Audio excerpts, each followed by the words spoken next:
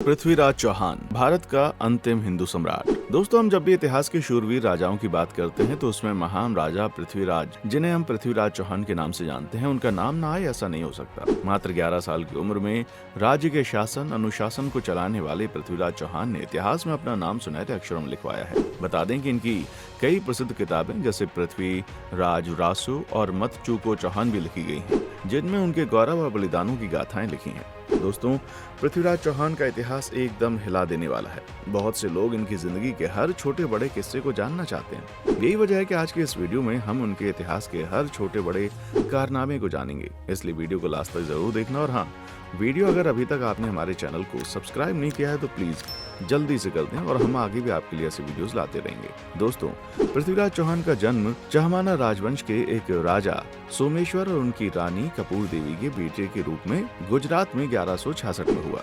दोस्तों, पृथ्वीराज चौहान एक शूरवीर योद्धा होने के साथ साथ काफी बुद्धिमान भी थे, जिन्हें 6 भाषाओं का संपूर्ण ज्ञान था और उन्हें गणित, चिकित्सा, इतिहास, सैन्य, पेंटिंग और धर्मशास्त्र का बहुत ज्ञान था।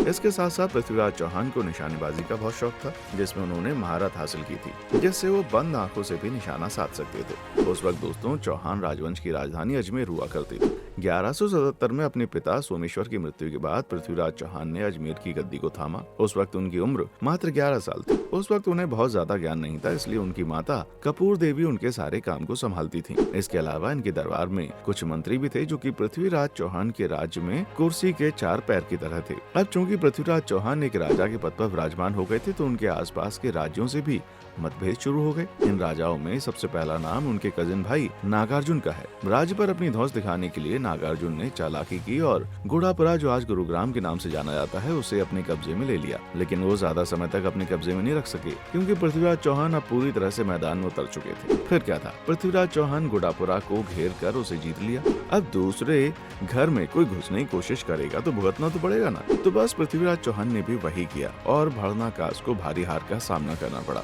रिकॉर्ड्स के मुताबिक पृथ्वीराज चौहान चंदेल्स को भी हरा चुके थे, जिनमें उनके दुश्मनों की संख्या थी काफी ज्यादा, क्योंकि बाद में चंदेल्स, कन्नौज, गढ़वालास से हाथ मिला लिया, जिनके साथ चौहान के संबंध पहले से अच्छे नहीं थे। दोस्तों, पृथ्वीराज चौहान का कन्नौज से राजनीतिक कॉन्फ्लिक्ट तो था ही, लेकिन वहीं उनके प्यार की भी शुरुआत हुई। दोस्तों, गढ़वालास के राजा का नाम जयचंद था। जयचंद भी उस दौर के एक शक्तिशाली राजा के रूप में उभर कर सामने आए। उनकी एक बेटी थी जिसका नाम संयोगिता था। अब चूंकि दोस्तों जयचंद एक शक्तिशाली राजा था, तो वो चाहता था कि वो राजाओं का भी राजा बन जाए और सब पर उसका राज चले, लेकिन पृथ्वीराज चौहान को ये मंजूर नहीं था। वो उनकी सर्वोच्चता को अस्वीकार कर देते। इसी बात को लेकर जयचंद और पृथ्वीराज चौहान के बीच दुश्मनी की शुरुआत हुई। लेकिन लोगों में जहाँ दुश्मनी का बीज अपनी जड़ मजबूत कर रहा था, वहीं जयचंद की बेटी संयोगिता के दिल में पृथ्वीराज चौहान के लिए प्यार पनपने लगा। उनकी शूरवीर होने की गाथाएं तो सुनी थी, लेकिन उनके प्यार की असल में शुरुआत तो तब हुई जब चौहान राजवंश का चित्रकार पन्ना रे कन्नौज पहुंचकर संयोगिता को पृथ्वीराज चौहान की तस्वीर बनाकर दिखाता है। संयोगिता तो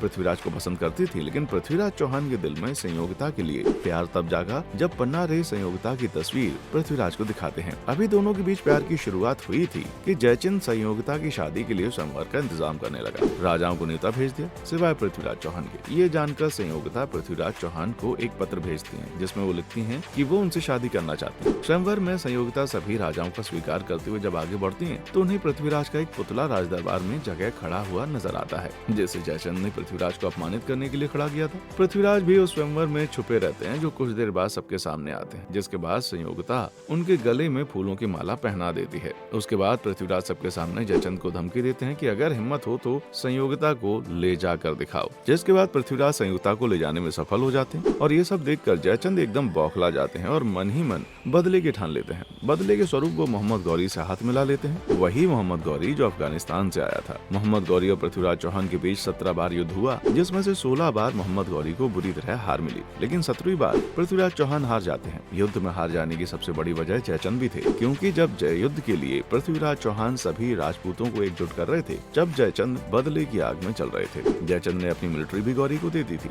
मोहम्मद गौरी से हार जाने के बाद पृथ्वीराज चौहान ज्यादा ज्यादा दिनों तक जिंदा नहीं रहे। लेजेंड्स के मुताबिक जब पृथ्वीराज मोहम्मद गौरी के सामने झुकने से इनकार करते हैं तो गौरी लोहे की जलती रॉड से उनकी आंखें फोड़ देते हैं। उसके बाद चांद बरदाई जो युद्ध में पृथ्वीराज के साथ थे, मोहम्मद गौरी से कहते हैं कि निशानेबाजी की एक प्रतियोगिता रखी जाए। मोहम्मद गौरी इसके लिए सहमत हो जाते हैं, जिसके बाद चांद बरदाई पृथ्वीराज की मोहम्मद गौरी की स्थिति में अप्रत्यक्ष रूप से दिखते हैं। उसके बाद पृथ्वीराज मोहम्मद गौरी पर निशाना लगा देते हैं। उसके बाद चांद बरदाई और पृथ्वीराज एक दूसरे को खंजर मार लेते हैं। बहुत से लोग इन बातों को नहीं जानते और कहते हैं कि मोहम्मद गौरी ने पृथ्वीराज को बाद में मारा था। अब सच क्या है ये तो नहीं पता, लेकिन पृथ्वीराज चौहान की अमर गाथा जो हमेशा ही उनकी प्रजा द्वारा याद रखी जाएगी। दोस्तों आज की वीडियो यहीं खत्म करते हैं। अगर आपको वीडियो पसंद आई है तो इसे लाइक करें, हमारे चैनल को सब्सक्राइब करें। जल्दी मिलते हैं अगले वीडियो में। देखने के लिए शुक्रिया।